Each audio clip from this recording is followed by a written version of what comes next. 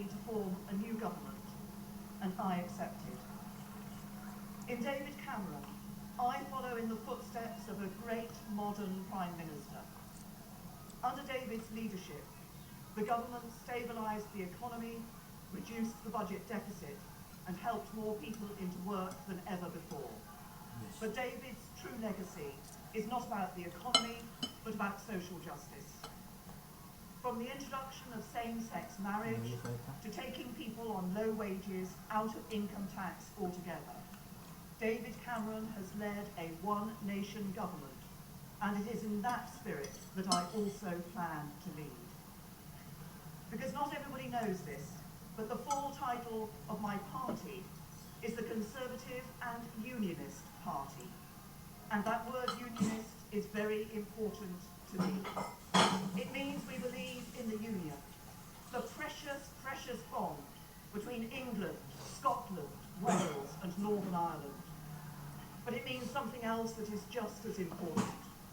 It means we believe in a union not just between the nations of the United Kingdom, but between all of our citizens, every one of us, whoever we are and wherever we're from. That means fighting against the burning injustice that if you're born poor, you will die on average 9 years earlier than others. If you're black, you're treated more harshly by the criminal justice system than if you're white. If you're a white working class boy, you're less likely than anybody else in Britain to go to university. If you're at a state school, you're less likely to reach the top professions than if you're educated privately. If you're a woman, you will earn less than a man. If you suffer from mental health problems, there's not enough help to hand. If you're young, you'll find it harder than ever before to own your own home. But the mission to make Britain a country that works for everyone means more than fighting these injustices.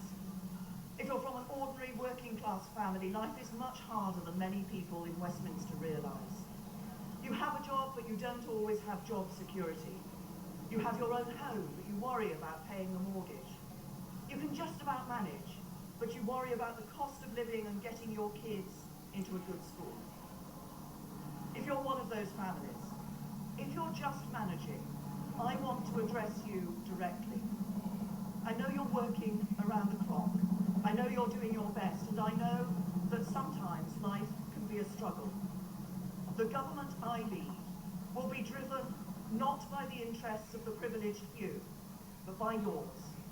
We will do everything we can to give you more control over your lives.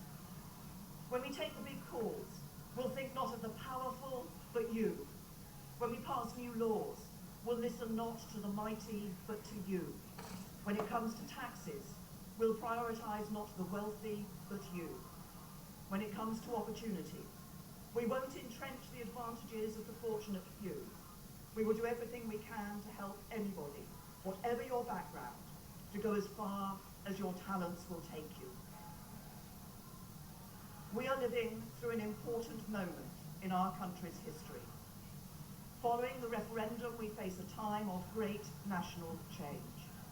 And I know, because we're Great Britain, that we will rise to the challenge.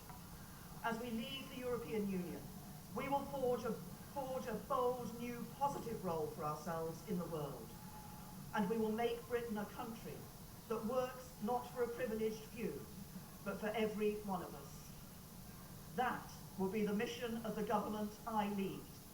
And together, we will build a better Britain.